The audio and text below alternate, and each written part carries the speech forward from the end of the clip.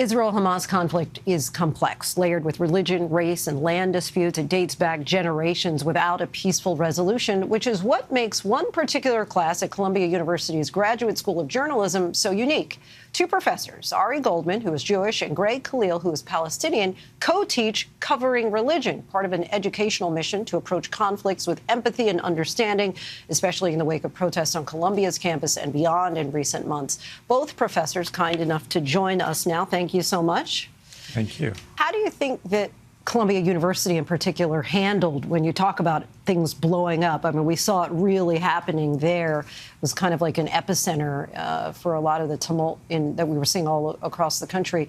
How do you feel that it was handled within your own campus? I personally don't think it was handled well at all. But I think what many viewers missed is that Columbia's failures extended well before the encampments and the protests. If we can't have these conversations on campus, is it no wonder so many of our democratic institutions feel like they're failing? Has there been any kind of discussion that you feel like more people need to hear this, where we're coming to some ideas, anyway, of possibilities for resolution? Well, I would get back to what Greg said about the behavior or the success of Columbia University. I think he would probably give it a failing grade. I would give it maybe a C plus. I don't think we've been as bad as some people might think. I think the university has made strides, has done some things good. I support the student right to speak out and to protest and even to demonstrate on campus. But I think when things got intimidating, when things got violent, when things got broke the law, they needed to be stopped. So, were there disagreements, those kinds of disagreements that when discussions that we were seeing play out in the encampments, were those happening in the classroom? And how do you all go about resolving them on the spot? I feel that our students were well prepared to cover this big story. This story came to our door. They came. A big international story is suddenly at our doorstep. And as journalists, we took advantage of that. We very much disagree on the approach of the university. I don't think the violent approach to the university after the encampments or many months before was warranted, but there were a lot of stories that we didn't see. I remember the third night of Passover, for example, being next to the encampment at Pulitzer Hall where we teach and heard the Muslim call for prayer from the encampment, went over.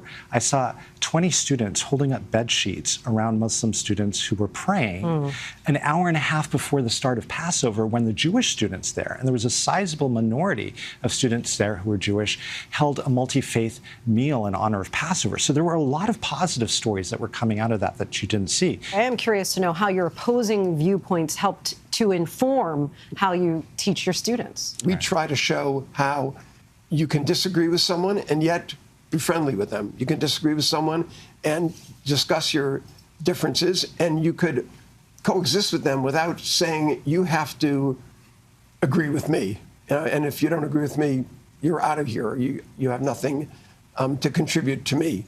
One thing people have been talking about a lot lately is Zionism. And I'm curious if you all have the same definition of Zionism. Well, I am a proud Zionist. I declare myself to be such. I'm someone who believes in the promise of a Jewish homeland and of the necessity of a Jewish homeland. There is no other country where Jews can go and feel like this is their country. There are Muslim countries, there are Christian countries, there is no other Jewish country. And I believe that it's essential.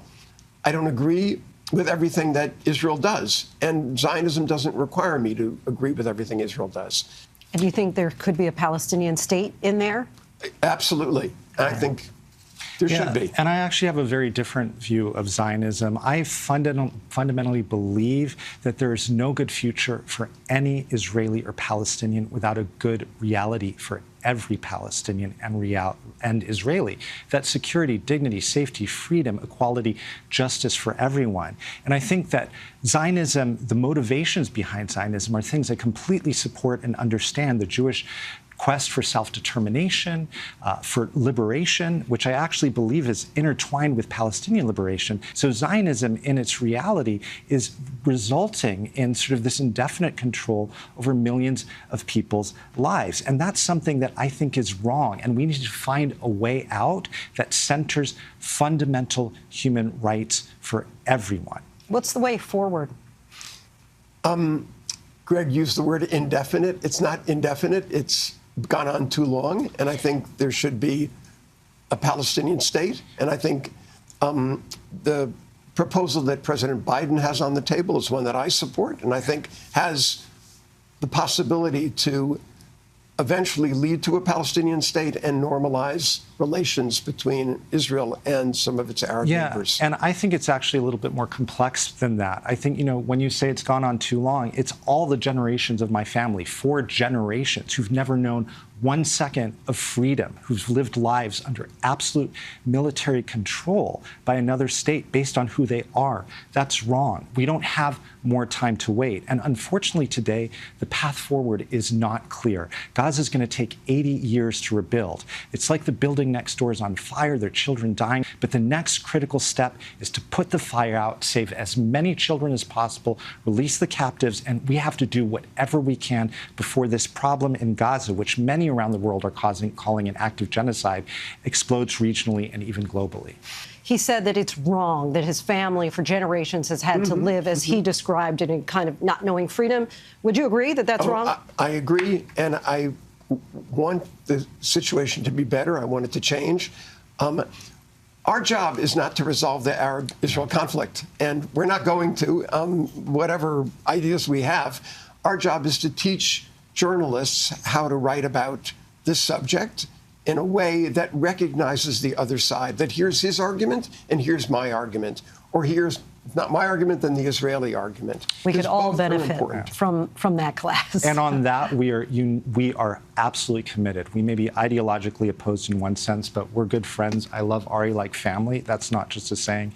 And we believe that we as a society need to hold space and build space for people as different as us, to enable others to have these conversations too. Gentlemen, we hope that we will be able to get the conversation started in households and beyond all around the world. We thank you so much for this kind of safe space to have this kind of discussion. People need to talk about it more. Professors Ari Goldman and Greg Khalil, we thank you.